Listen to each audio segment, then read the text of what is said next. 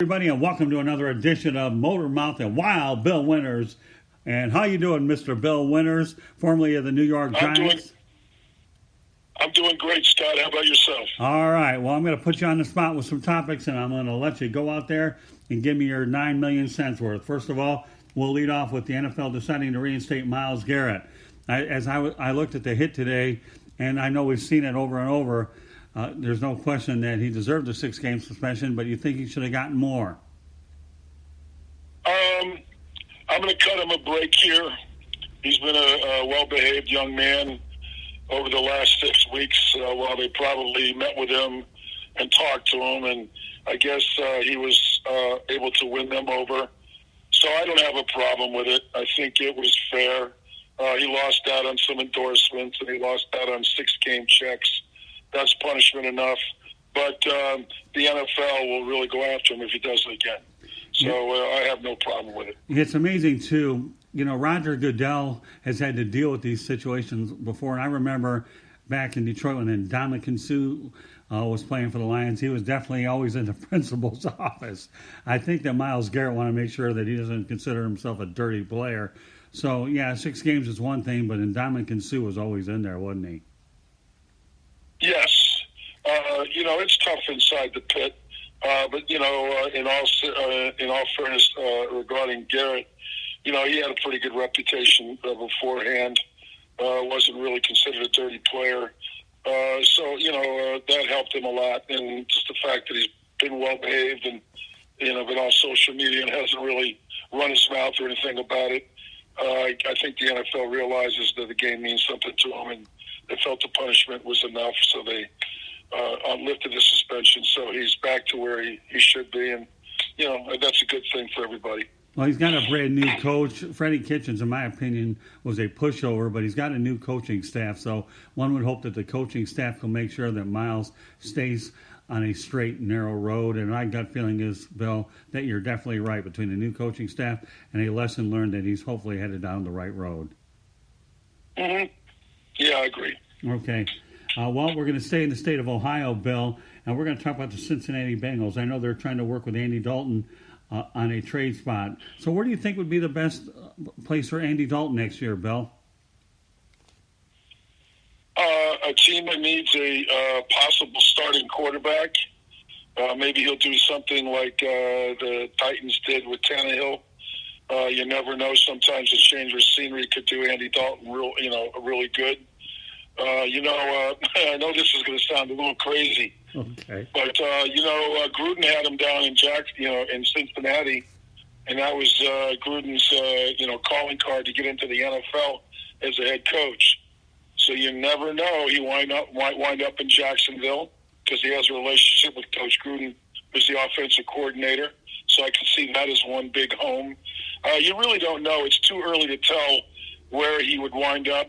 It looks to me like they're kind of committing to drafting Joe Burrow from LSU, so they're probably getting their ducks in a row there to make sure they can get something for him for Dalton in a trade.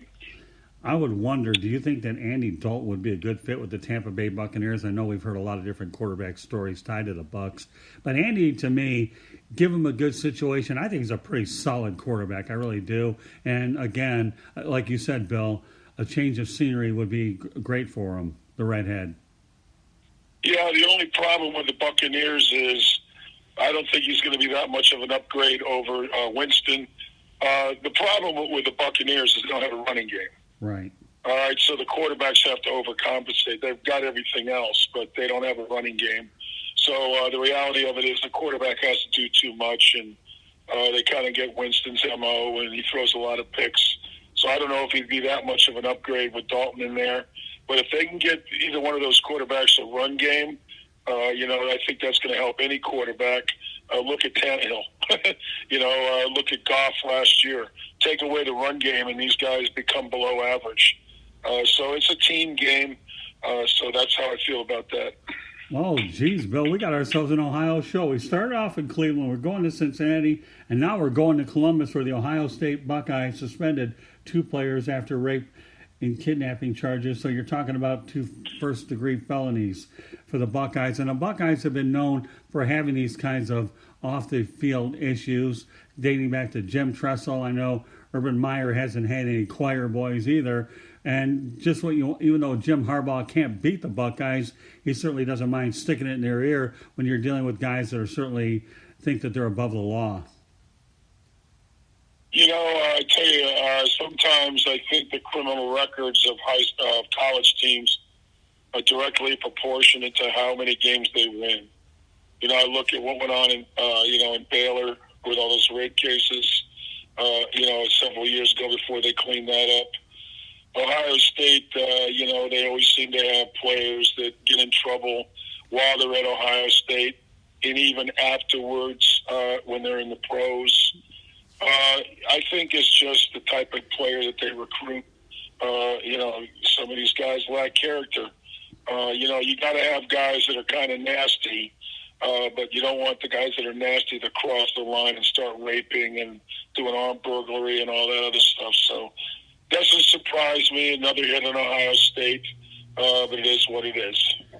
And our last football subject of the night, Tua Tagovailoa, fractured hip appears to be healed, but it looks like he's going to have another month before he's cleared for football activities. Do you think that Tua is a top 10 selection in the draft, and do you think that he should be able to be ready for the combine? Well, he'll probably be ready for the combine, but if I'm a general manager, I'm not drafting. Okay. He's too injury prone. Right. I need to see a bigger body of work. So I'm not going to waste a first-round draft pick on a guy that could potentially be hurt the minute we put the pads on and we go to work. But like I said before, sometimes it takes a year or so to recover from an injury like that. But I think some franchises out there that really need a quarterback will take a shot with him. And who knows, he might move into the top 5. Right now I think that guy rated, in the top 10.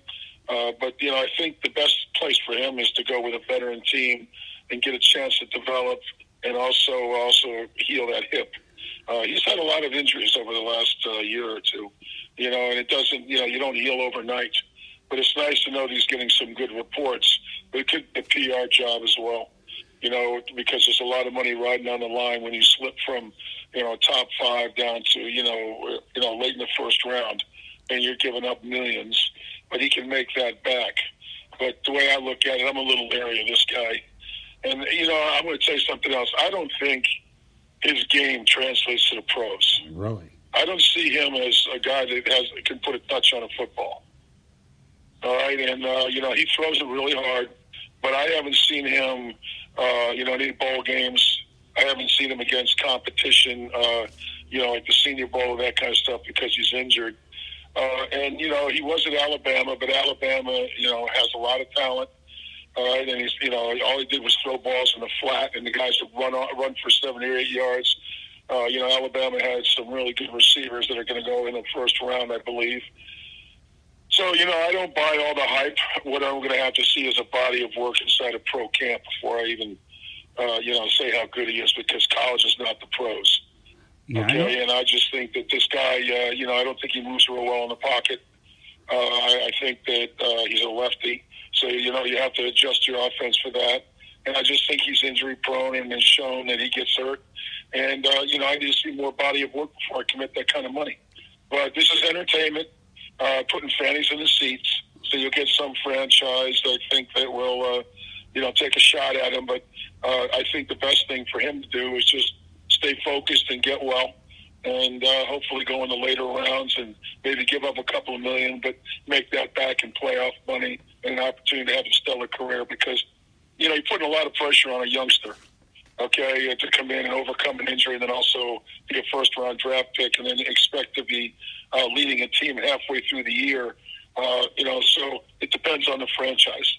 Well, I know the Miami Dolphins are a team that's constantly linked to him. Stephen Ross is definitely a guy who likes to have star power. Whether or not he's the right fit for him, I don't know, but that's a team that I've heard the most talk about. Plus, they have the 5th pick, so they certainly would have a shot at him, I would think. Well, Ryan Fitzpatrick there, but I'll tell you right now, I don't think Tua can beat him out. You don't. All right. See, no, I don't. All right. So then, there's a little bit of a bias. Okay, Fitzy's been around a long time, and they keep putting him in situations, and he keeps beating out people. yeah, right. And there's got to be a reason for that. There's got to be a reason for that. Why you can win a Super Bowl with this kid? Okay, if you give him a good running game and play great defense, I call playing Dilfer ball. Right. All right, but he also makes plays. Right. Okay, I watched him with the Texans, and I thought he was good enough to lead them until they got Deshaun Watson. That's an upgrade, but he should be the backup here. But they put a lot of pressure on him, and they just keep moving around. Now he benefits because he gets paid a lot of money, but I also think that he's as not an average quarterback, he's pretty good. I think the media bashes him a lot because there's a bias because he's Ivy League educated. And that's how I feel about it. So, Bill, you brought up an interesting point, and I want to take it a step further. Okay, let's talk about Tua and then his former teammate Jalen Hurts. Who do you think would be a better prospect when you compare the two signal callers? Jalen Hurts cannot play in the pros. Okay. All right? He's going to be one of those guys. He kind of reminds me of Jim Jensen. Okay. You want him on your football team, but he better be able to play special teams. Okay? You got to put him in the slot, where you might be able to throw the ball twice behind the backfield because you throw the ball to him, and all of a sudden he can either run it or throw it, and you can have a package in for him. Okay, but as far as him taking a team to a championship, it all ain't going to happen. So then, with that said, let's stay with the signal callers. Phillip Rivers is a free agent. Where do you think he winds up, Bill? Oh, I'm not sold on Phillip Rivers. You're not, okay? I know, I'm not. I think there's a possibility that he could wind up with the Buccaneers with Arians. But Arians is probably going to have a talk with him because, like Jameis Winston, he played a very undisciplined football this year with San Diego. And I think that he was trying to get an extension. Okay, so he compensated too much. And I just think that his play in other franchises over the course of the years wouldn't have been tolerated. Okay, I don't see him, playing as badly as he did and starting for some of the better teams. All right, and I to this day, I still don't know who his backup is. Never have. So when you have a quarterback that's not threatened, all right, well, they can't sit on the bench because there's a backup that's not going to threaten you, you get away with a lot of this stuff. He's never won a Super Bowl. Okay, I mean, a couple of years ago, they had, a chance. I think they went to the championship game. All right, but I think Phillip Rivers has got great statistics. I think he's a good quarterback. But if you put him in a situation where you have a really good run game and play a great defense, and you're not asking to do too much, you can win with him. All right, so that's just another guy that I believe has got to find a home with a veteran team. But his age, it's not going to happen. So you're going to get more of the same wherever you put him. Okay, two more subjects to get to, Bill. The Toronto Raptors right now are looking for their 16th straight win. They won 15 in a row. Last year they were 17-5 without Kawhi Leonard in the lineup. And obviously they don't have Kawhi this year. Nick Nurse has done a tremendous job, and he's certainly building on that championship back in Canada. Do you see the Raptors going deep into the playoffs? And how do you like what they've done without Kawhi, knowing that they're gunning for number 16 tonight, Bill? I love it. They play great team ball. Siakam has turned into a superstar. The team has loved. It's a national team. They got a good culture up there. Hell, the Knicks couldn't even pry away their president. So that tells you that, they got a good thing going on up there as far as the culture. I just think that they could be a team that could play and do well in 7 games because the Raptors do not fear the Bucks. So the 3 teams that are going to come down are going to be the Heat, the Celtics, and the Raptors. And as far as the Raptors continuing to play ball, they're just playing more of a team game than they did when they had Kawhi Leonard.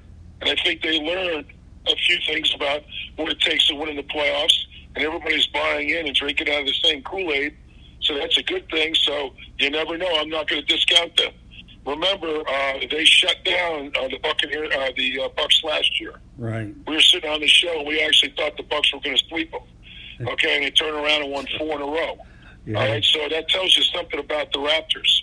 So I'm not going to discount them because they've been fooling everybody, and I just absolutely love it. I absolutely love it because I don't think anybody in America can name anybody else on their team besides Siakam. Well, the amazing part about it is the Bucks have a chance to win 70 games, but you're not drinking the Kool-Aid on the Milwaukee Bucks, are you, Mr. Winners? No, because they've got the big man in there, but he can't go left. So the bottom line is you're going to force him to go left, and you got the other four guys standing around, and that's the MO. That's why they don't fear the Bucks. The Bucks could win 70 games this year and get beat in the playoffs. Okay. And the fact that the Heat got Iguodala, they think they got the piece they needed to beat the Bucks.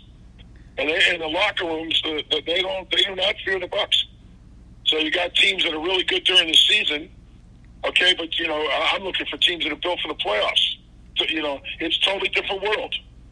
That's why everybody likes the Clippers in the NBA, okay. And the fact that they got Marcus Morris. That just allows they're the top pick. Even though they lost to Philadelphia last night, they're resting all their players. They're game managing during the course of the season, and they'll turn on the spigot during the playoffs, and it's completely different. All right, and I think the Bucks are kind of doing the same thing this year with their players. But I honestly think, man for man, they don't have the personnel that the Lakers have, or the Clippers, or the Heat. So I just think that it's going to be tough for them to get into the finals in the NBA East. And lastly, Bill, we're going to talk about our feature topic of the night. That'll be one of the newest things that we have from now on. That's the feature topic of the night. And that topic happens to be that Forbes says that the New York Knicks are the most valuable NBA franchise for the fifth straight year at $4.6 billion. They increased by $600 million. The Dallas Cowboys, just so you know, are the richest franchise at $5.5 billion, worth more than the Knicks. And the Lakers come in at $4.4 billion. The Lakers, like I said, come in at $4.4 billion. Golden State $4.3 billion, and the NBA average bill is $2.12 billion, up for 14% in the past year. So how do you read into those numbers? James Dolan, he may have the worst franchise, but he's certainly the most lucrative one. It's hard to believe that Forbes has the Knicks rated like that when they haven't been relevant in 20 years. But that just lets you know that New York is the Mecca and Madison Square Garden is the Mecca for basketball. I was a diehard Knicks fan when I was a kid with, Walt Clay and Frazier and Dollar Bill Bradley and Willis Reed and Phil Jackson and Dave DeBusschere and all that. You couldn't get me to name one guy in the Knicks right now. That's how bad that franchise is. And it starts with James Dolan. I wish he would sell the franchise because he's been an embarrassment for so long that I don't know. The New York fans have been tolerating it for so long. God bless them. Now they're going a different route, okay, and trying to get a player agent to come in and be their team president because they literally can't get anybody to go there. And the real good people that have gone there, like Phil Jackson and Donnie, the guy from the Pacers. All these guys are, have a championship pedigree, and they go to the Knicks. It's like being banished to Siberia. Yeah, you're talking about Donnie so Walsh, there's if I remember. something going on there. There's something going on there. Yeah, there's something going on there. Oh, there was another one, Isaiah Thomas. Right. Okay, he was there. You gotta. It all starts with the top. If you have an owner that's like David Sterling from the Clippers, you're not going to win regardless of who you have in there. Donald Sterling, okay. Okay, yeah. And I don't think the Knicks are ever going to be relevant until they get rid of James Dolan. That's just my personal opinion. Well, I'll tell you. You can't have an owner that just can't get it right over 20 years. And, they had it going a little bit. And it just canned everybody. Right. Well. So, go ahead. And then you also had the embarrassment of what happened with Charles Oakley for a while back that only fueled fire to one that you've already validated in the first place. Yeah. I mean, it's just after a while you just kind of say this organization is stuck on stupid. And you call it SOS. And, it just, for whatever reason, they can't turn it around.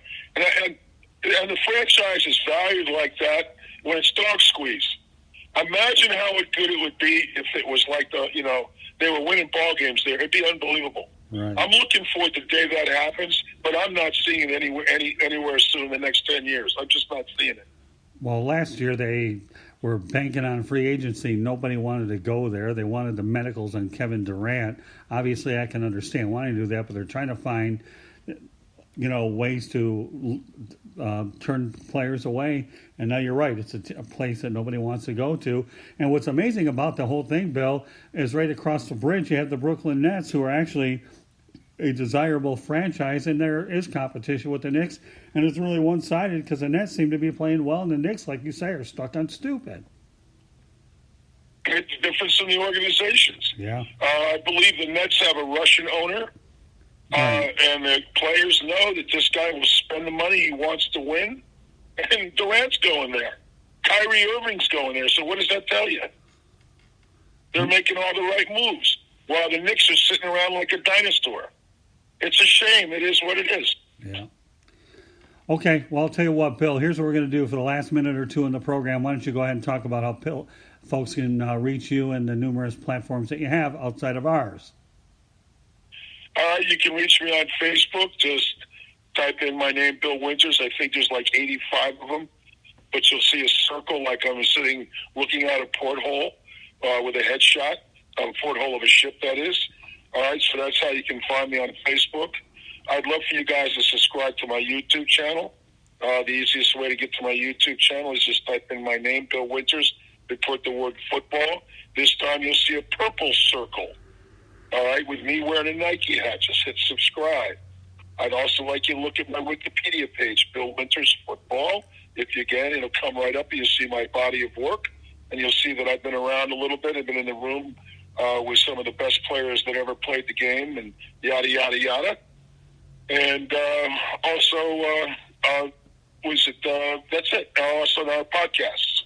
Well, You can find me on our podcast on Apple and iHeart and Spotify, and just look for Motormouth and Wild Bill Winters, and you can see all our shows posted on there. Now, and also, you can Google the South Florida Tribune. right, and there you go. Thank you very much. And like Bill said, folks, all of our broadcasts, and we are on number 19 right now, can be found at www.southfloridatribune.com. Look under the podcast section. Bill and I only figure to make this broadcast even bigger by the moment.